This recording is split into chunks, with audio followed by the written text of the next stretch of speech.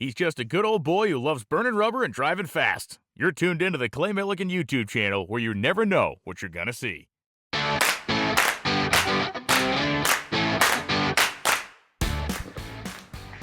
Hello everybody. I was trying to get away from my normal. Hey y'all. What's up folks? That's kind of my normal. So I hope you've had a great holiday season. I'm back out in the shop, somewhat warmed up. Been battling frozen pipes and all that sort of stuff, but it's not warm, but I do have the shop door open. Grab the camera because fresh in from Summit, a multi-fit receiver hitch. Why do I have a receiver hitch? Well, you never know. You may need to pull something with Dentley. So I got Dentley on the lift, hanging out, and I bought this multi-fit because I'm hoping that I can somehow, some way, put it on here and be able to use it for one, and two, leave it on there with the wheelie bars. And if not, I want to be able to remove it fairly easily. So the challenge is the back of this truck no longer has stock frame rails. So Let's Race Cars, Jeff and Jeffrey, cut Dentley off right behind the cab and put a quarter max back half on here. So now our frame rails are here, where stock they were probably out there. So it's really narrow. Obviously the fuel cell is going to be an issue. It doesn't hang down a lot, but once I raise the truck up, I'll show you what I'm looking at underneath there. And then we got to figure out, can we do this with the wheelie bars, or do the wheelie bars got to come off? I don't know. What I do know is let's go to work. All right, getting her done here. A few hours later, a little bit of spray paint later, got the hitch installed. Pretty happy with it. So you can see, got 2 1/2-inch bolts in there. Man, that light's pretty funky. 2 1/2-inch bolts. I put this plate on top, got everything bolted together, the tubes welded in between. This thing should not go anywhere. I'm pretty sure we're in good shape there. I'm gonna show you underneath here right quick. Okay, so under the truck, just a typical normal receiver hitch, other than this one, like I talked about, was adjustable. And I had to cut it off because the frames were so narrow. So here's where our bolts come through.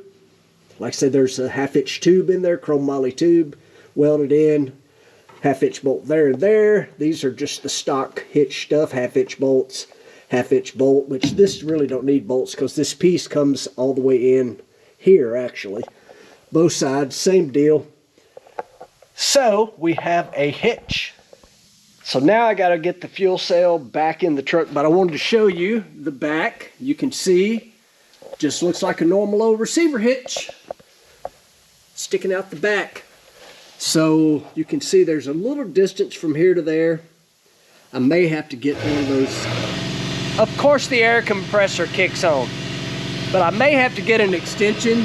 You know, you can buy an extension to bring it out, but maybe not. I might get a receiver that sticks out far enough, and we should be good to go. Like I said, this thing's not made to haul a heavy trailer, but it'll haul a little trailer if you needed to haul a little trailer. Who knows?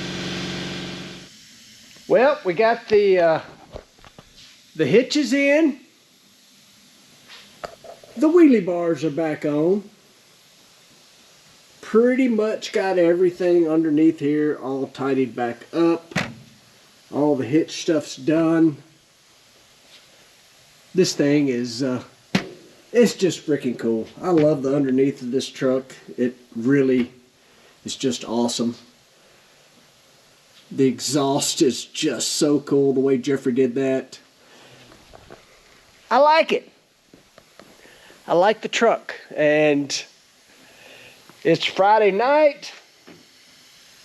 I'm looking at my phone there. It's 11:30. Fuel tank's back in. Fuel lines are back on. And I'm glad to get one more thing clicked off the list. The hitch is done. Fuel tank out, back in. Just something else that Jeffrey and Jeff did when they built the truck that I now have taken apart and put back together myself, which just familiarizes me with the truck.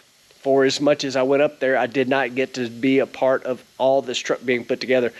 And if you're going to drive them, you're going to have to work on them. So it's cool to start to learn this stuff. All right, it's 11:30. I'm going to call it a night. Go get caught up on my YouTube and see what I can find that I want to watch. Hope y'all enjoy watching this. So let me show y'all what we're into today. And obviously out in the shop. So take a look here. I've got Donna's John Deere. Donna's little John Deere. Well, it ain't a John Deere trailer, but Donna's little tilt trailer. And our hitch with wheelie bars on. I think a fella can do this with the wheelie bars on.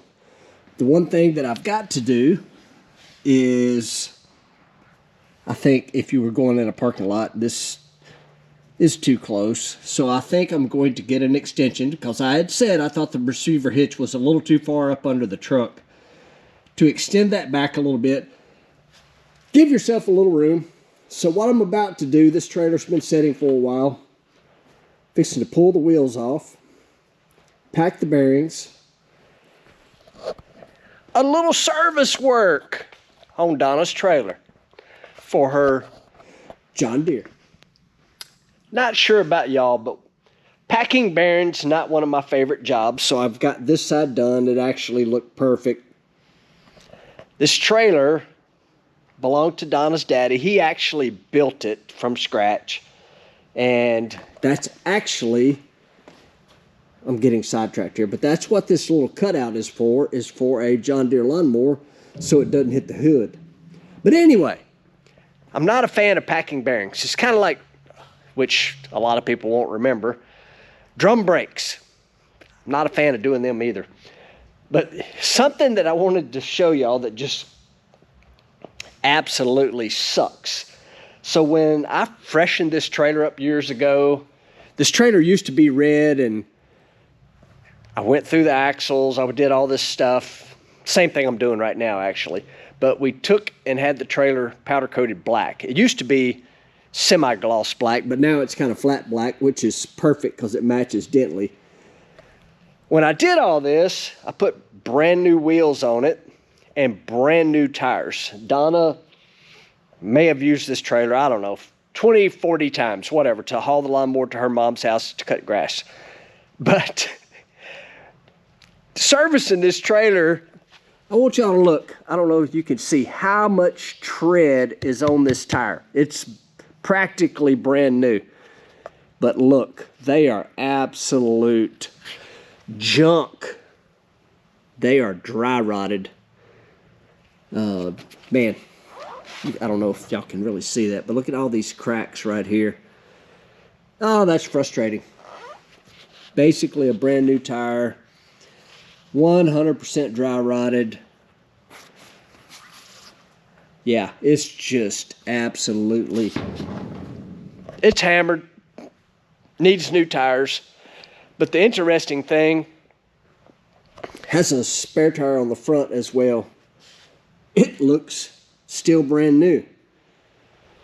So y'all tell me, comment down below, is that spare tire, which has been exposed in the sun, just like the tires that are on the trailer, obviously, according to how I had it set and which one had the sun on it.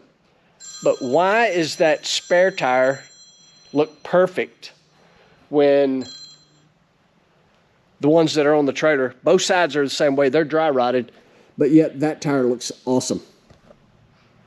I don't know. Somebody tell me. Why is that the case? Is it because it was not sitting on the ground? It's the only thing I can think of. Suspended in the air? Tell me what y'all think.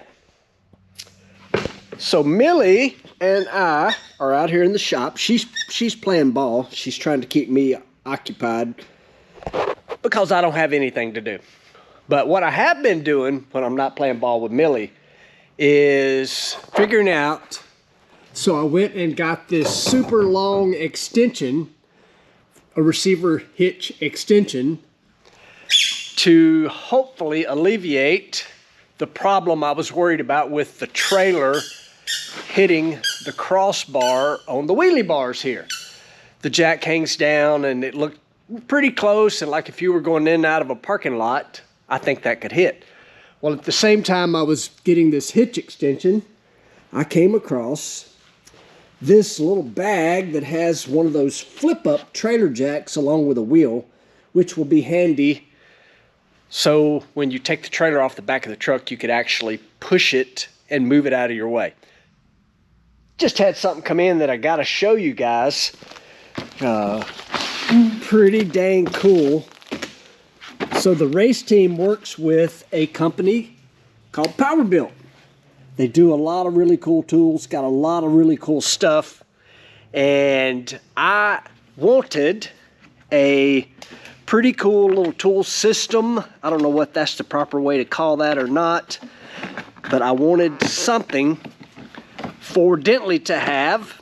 So, you know, when, not if, when it breaks, I've got a tool set that's kind of got everything there. And for me, I'm big on if something's missing, I'm aggravated and I will just keep going until I find it. So that's one cool thing about this. So it's a pretty neat deal. I haven't really checked it out yet because it just come in, but I looked at it online before I ordered it.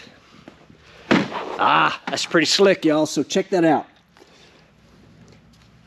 3/8, half, quarter, socket, shallow, deep, SAE, American, wait a minute, SAE and metric. Man, wrenches, SAE, metrics, Allen wrenches, little bits for all the kind of screwdriver kind of stuff. That's pretty cool. So, Powerbuilt, that's pretty slick. I like it. I think that will be a definite nice addition just to have in the truck. And like I say, if something's missing, it's easy to figure out that it's not here. I like it. Powerbuilt. Check them out. All right, me and Millie have done about all we need to do. Millie, we got Dentley all hitched up, didn't we? Huh? We get Dentley all hitched up. Got our Powerbuilt tool kicked. Got our extension on there. Folks, as always, I appreciate you watching, liking, subscribing, and sharing. And we will see you in the next one. Goodness, girl. Bless you. Millie. Millie. Where's the ball? Where's the ball? Huh? Where's the ball at, girl? Where's the ball?